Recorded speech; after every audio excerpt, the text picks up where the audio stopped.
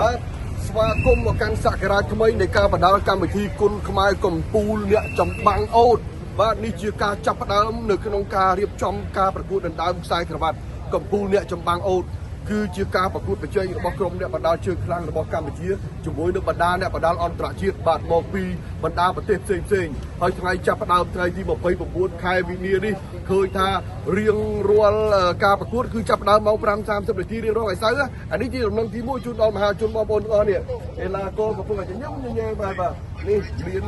ពេជ្រអាទិទេពជាបេក្ខភាពដណ្ដើមខ្សែក្រវ៉ាត់កំពូលអ្នកចម្បាំងអូតថ្ងៃនេះមានពេជ្រសម្បត្តិបាទពេជ្រសម្បត្តិនឹងមកធ្វើការប្រកួតដើម្បីបែបមិត្តភាពមានដៃភ្លើងជើងរទះរឿងតពន់មានកីឡាករនេះបណ្ដាគាត់គឺជាផ្នែកមួយនៅក្នុងការធ្វើឲ្យកម្មវិធីរបស់យើងបានរីករាយសប្បាយបាទអូនស្រីនឹងដល់ជាស្នាមញញឹមដល់ជាការបង្ហាញនៅផ្លាកទឹកអីផ្សេងៗអញ្ចឹងថ្ងៃនេះមានរឿងល្អច្រើនណាស់ខ្ញុំអត់ទាន់ដឹងថារឿងល្អមិនទេពីព្រោះខ្ញុំកំពុងតែរងចាំអ្នកអង្គការលៀងពៅបាទគាត់អញ្ជើញមកដល់ជាមួយនឹងក្រុម Rev Up Cambodia បាទសុទ្ធតែឡើងស្ពណ៌ច្រើនតែម្ដងអញ្ចឹងថាតើទស្សនវិស័យនៃឡើងស្ពណ៌គាត់នឹងទៅទីណាបើជួបជាមួយកីឡាករសិនអាទិទេពនេះនេះជាប្រហែលថ្ងៃហើយទីបើសិនណាត្រូវកែងមកនេះទីទេពយំវ៉ាន់ងាប្រគួតមិត្តភាពណាអូខេឥឡូវមកនិយាយពីរឿងកំពូលអ្នកចម្បាំងអូតវិញម្ដងអាទិទេពថ្ងៃនេះគឺត្រូវបើកឆាកប្រកួតជាមួយដូចជាថងបាងអាទិទេពខ្ញុំនិយាយមែនតើមិននិយាយ20ណាថងបាងម្ចាស់មេដៃមាសម្ចាស់មេដៃប្រាក់ម្ចាស់មេដៃសម្រាប់ស៊ីហ្គេមច្រើនជាងមុនណាបងណាហើយធ្លាប់ជួបគាត់អត់ពីមុនមកអត់ដែរធ្លាប់ជួបបងហើយក៏អត់ដែរស្គាល់គាត់ច្បាស់អូខ្ញុំស្គាល់គាត់ច្បាស់ណា10ឆ្នាំមុនខ្ញុំជិះកប៉ាល់ហោះទៅដល់ទីក្រុងវៀងច័ន្ទទៅជួបថងបាងអានេះខ្ញុំពុតខ្ញុំអត់និយាយគាត់ទេយន្តហោះបងយន្តហោះជិះយន្តហោះទៅដល់វៀងច័ន្ទប៉ុន្តែថងបាងរៀងចំណាស់តិចមើលទៅមានការព្រួយបារម្ភមិនច្រើនទេអត់អីខ្ញុំសំខាន់ឡើងទៅដឹងតែប្រព័ន្ធអហ្វីសទៅសម្រាប់ការបន្តលើខ្លាយអត់បញ្ហាអូខេអញ្ចឹងយប់នេះអាទិទេពប្រកួតជាមួយនឹងសឿភុំថងបាងអ្នកបដាល់របស់ឡាវម្ចាស់មេដៃស៊ីហ្គេមជាច្រើនគ្រឿងរបស់ឡាវចឹងថាថងបាងទុកជាមួយអាទិទេពបានប៉ុណ្ណាថងបាងហ្នឹងក៏លោតាំងពីជាមួយសែនរ៉ាឌីយូនិយាយមែនទេណានេះពិតបាទអរគុណអាទិទេពមកដល់កបីព្រៃពេជ្រសម្បត្តិបាទពេជ្រសម្បត្តិបើសិនមិញថ្លឹងគីឡូទៅវាមានថាលើសខ្វះគីឡូអីដែរទេបាទថ្លឹងមកនេះហើយយើងមើលទៅគេដូចជាធំមិនខ្ពស់តិចតែបាត់មួយមានការបារម្ភអីខ្លះបាទបារម្ភអត់មានទេបងគឺឡើងទៅដឹងថាខំប្រឹងបាយអត់ពីសមាធិព្រោះអីគេពួកយើងជួបច្រើនតែទៅលើកទី1បាទទៅលើកទី1ណាហើយសុខភាពអីនៅមាំទាំល្អណា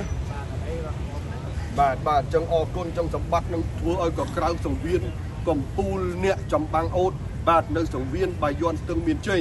ពួកបងប្អូនកុំភ្លេចបាទបងប្អូនកុំភ្លេចជារួមគឺបងប្អូនមកទស្សនាឲ្យបានច្រើនចាប់ពីម៉ោង 5:30 នាទីយ៉ាខាងនេះសងំឲ្យស្ងៀមមកចាប់ដៃភ្លើងជើងរទះរឿងសោភ័ណ្ឌបាទរឿងសោភ័ណ្ឌក្លឹងគីឡូហើយឬនៅហើយបងមិនដែរលើសខ្វះវាអត់ទេភ័ណ្ឌខ្ញុំលើគេកន្លះគីឡូប៉ុន្តែមិនអីចុកឡុងនេះណាឡុងនេះ1គីឡូបាទ1គីឡូសោភ័ណ្ឌគឺបរិយាក្រោយនេះគឺនៅតែថេដដែលសម្រាប់ការប្រកួតគេហៅថាសេរីចាស់ក៏ប៉ុន្តែនៅឆ្ងាញ់បាទដូចខ្ញីកាន់តែខ្លះកាន់តែចាស់កាន់តែមានការបារម្ភច្រើនទៅខ្ញុំឃើញគឺរឿងធំដែរបាទនិយាយនឹងការព្រួយបារម្ភអត់អីបងអត់អីបងតាអ្នកធំជួបសឹងតែរងប្រកួត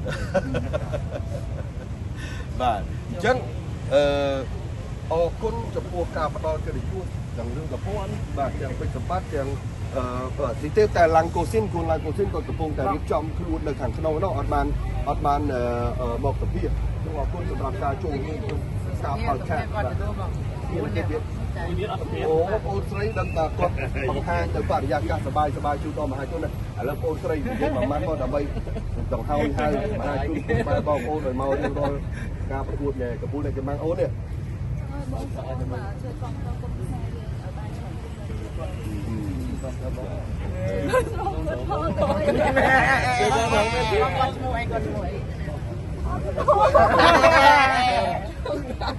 ឥឡូវខ្ញុំសូមឲ្យស្រែកទាំងអស់គ្នាមួយកំពូលអ្នកចម្បាំងអូតតោះ1 2 3កំពូលអ្នកចម្បាំងអូតបាទ រង្វាន់ទៅជឿចាប់ស្ដាប់រង្វាន់បាទខ្ញុំក៏គុំទៅតាមឡើងមើលថាតើបាទវាអង្គញាទៅលើយកទៅណាចាប់ជួបទៅអង្គញាទីទៅតើគាត់នឹងផ្ដល់រង្វាន់ឲ្យខ្លះបងប្អូនខ្ញុំបានចង់មួយរឿងមួយអ្នកអង្គញាលៀនពៅគាត់មានគម្រោងដឹកនាំក្រុម Rave Up Cambodia ទៅជួយក្លឹបបដាល់ឆ្ងាយនៅក្នុងប្រទេសកម្ពុជាដែលមានការខ្វះខាតខោកង់សិបសាក់កម្រាលកពូលសហើយនឹងអីផ្សេងៗទៀតនេះជាផែនការដ៏ធំមួយដែលតាមរយៈកម្មវិធីបដាល់កំពូលអ្នកចម្បាំងអូតអ្នកអង្គការលើកទៅ Peter ដែលលោកនឹងផ្ដល់ជូននៅការឧបត្ថម្ភបែបនេះពីព្រោះយើងដឹងហើយតែក្នុងទីក្រុងមានច្រើនណាស់ការឧបត្ថម្ភចឹងតាមបណ្ដាខេត្តយើងអត់សូវសម្បូរបានទេខ្ញុំចង់ឲ្យគាត់បង្ហាញចំណាប់អារម្មណ៍ដែរចំពោះការស្វែងរកការគ្រប់គ្រងការឧបត្ថម្ភផ្សេងៗពីបណ្ដាក្លឹបទាំងអស់បាទប្រាប់ខ្ញុំគឺសប្បាយចិត្តមែនទែនពីសំណាក់អ្នកអង្គការដែលគាត់មើលឃើញតាមបណ្ដាក្លឹបដែលក្រគុណភាពក្រទាំងកីឡាទៀតតាមបណ្ដាខេត្តណាទើបតែឥឡូវទើបពីសុខស្រាយមកវិញបាទពីមុខកីឡាតាមខេត្តសឹកគាត់បាត់បង់អស់ហើយមានតិចបំផុតហើយតិចបំផុតហ្នឹងគាត់រកហាត់នៅទីក្រុងទៀតតែឥឡូវគឺសុខស្រាយតាមបណ្ដាខេត្តគឺមានឡើងវិញហើយក៏មានតាំងពីសំណាក់អ្នកអង្គការនិងឯកឧត្តមវិធានសហព័ន្ធគាត់យកចិត្តទុកដាក់ដើរចែកសម្ភារៈបង្ហាត់តាមបណ្ដាខេត្តទាំងអស់តាមក្លឹបដែលគាត់ហាត់ដូចជាថ្ងៃមុនគឺមានកម្មវិធីទាត់បាល់មួយគឺប្រមូលមូលនិធិជូនតាមបណ្ដាក្លឹបក្រដែលគាត់ខ្លះហាត់ដែរបាទសម្ភារៈជារឿងសំខាន់បាទសម្ភារៈជារឿងសំខាន់នៃផ្នែកទី2ផ្នែកទី1គឺកីឡាករមានសម្ភារៈហើយតែចាំគួរឲ្យកីឡាករអត់បានវាយក៏ពិបាកដែរអានេះខ្ញុំនិយាយជាលក្ខណៈនៅពីស្មោះត្រង់បាទតែឥឡូវនេះគឺមានទាំងសម្ភារៈមានទាំងកម្មវិធីបដាល់តាមថ្នាលតាមកម្មវិធីផ្សេងគឺច្រើនអញ្ចឹងបាទកីឡាទីទៀតប្រហែលជាលែងខ្វះហើយអូខេបាទសូមជំរាបមួយទៀតនេះមកដល់ហើយកូនឡានកូស៊ីននេះបាទរៀបចំហើយកូស៊ីននឹងត្រូវជួបជាមួយនឹងអ្នកបដាល់ជើងខ្លាំងបាទមកពីប្រទេស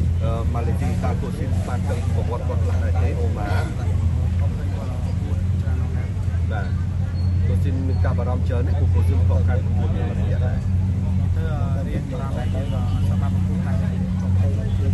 បាទអញ្ចឹងទៅវាស្គាល់ដល់ហើយវាយើងហើយដល់ហើយអ្នកអង្គការ